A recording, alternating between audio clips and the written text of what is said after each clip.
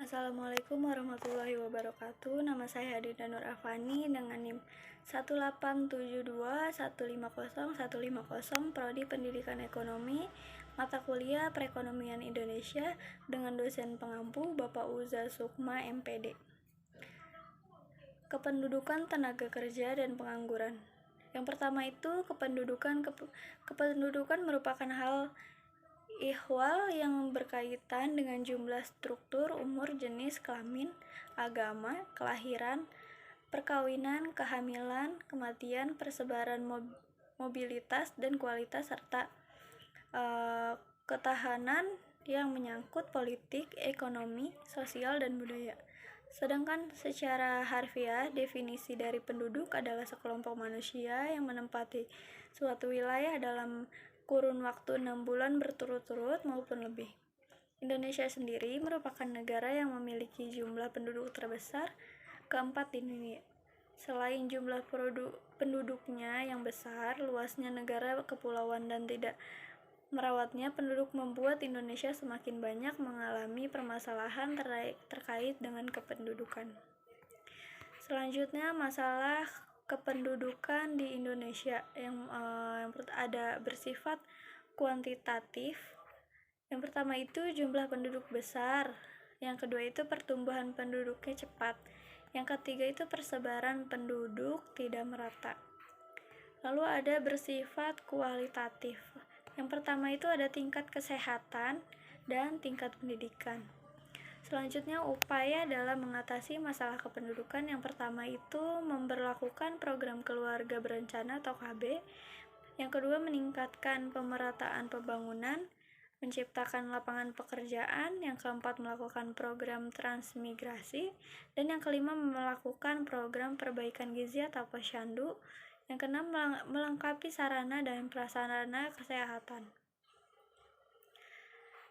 Masalah kependudukan di Indonesia. Selanjutnya, tenaga kerja. Menurut Kamus Besar Bahasa Indonesia, tenaga kerja adalah orang yang bekerja atau mengerjakan sesuatu.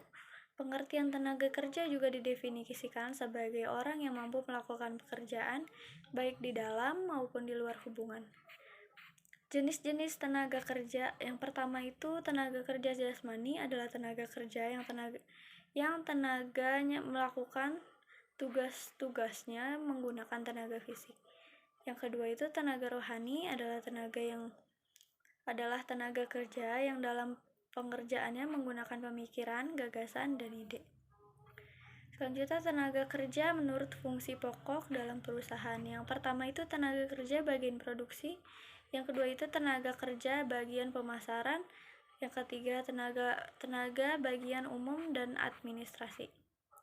Selanjutnya, tenaga kerja menurut kualitasnya. Yang pertama itu tenaga kerja terdidik adalah tenaga kerja yang berpendidikan tinggi dan memiliki keahlian khusus di bidang pekerjaannya. Yang kedua, tenaga kerja terlatih adalah tenaga kerja yang keahlian dalam bidang tertentu berdasarkan pengalaman kerjanya. Dan yang ketiga, tenaga kerja tidak terlatih dan tidak terdidik adalah tenaga kerja yang tidak memerlukan pendidik dan keahlian khusus untuk melakukan pekerjaannya. Selanjutnya, tenaga kerja menurut hubungan dengan produk.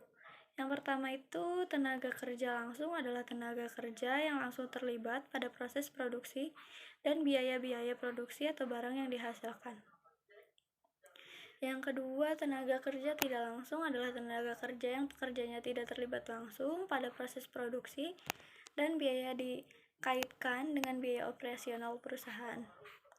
Selanjutnya, pengangguran. Pengangguran atau tunakarya juga dapat diartikan sebagai sebuah situasi ketika seseorang tidak memiliki pekerjaan, atau pengangguran merupakan golongan dari angkatan kerja yang belum melakukan kegiatan yang dapat menghasilkan uang. Penyebab pengangguran itu banyaknya jumlah tenaga kerja tidak sebanding dengan kesempatan atau kelapangan kerja. Selanjutnya, rendahnya tingkat pendidikan. Kurangnya keterampilan yang dimiliki pelamar kerja sehingga tidak memenuhi kriteria lowongan pekerjaan. Kemajuan teknologi yang pada akhirnya dapat menggantikan tenaga kerja manusia. Resesi ekonomi, tenaga kerja antar daerah dimanfaatkan secara tidak seimbang. Selanjutnya, upaya mengatasi pengangguran yang pertama itu memperluas lapangan kerja dengan cara meningkatkan ekspor, mendorong ekspor, menyediakan saran dan prasarana asik, memperluas produksi, peningkatan program padat karya. Yang kedua itu mengurangi urbanisasi agar penyebaran tenaga kerja seimbang dan mengurangi pengangguran di kota besar.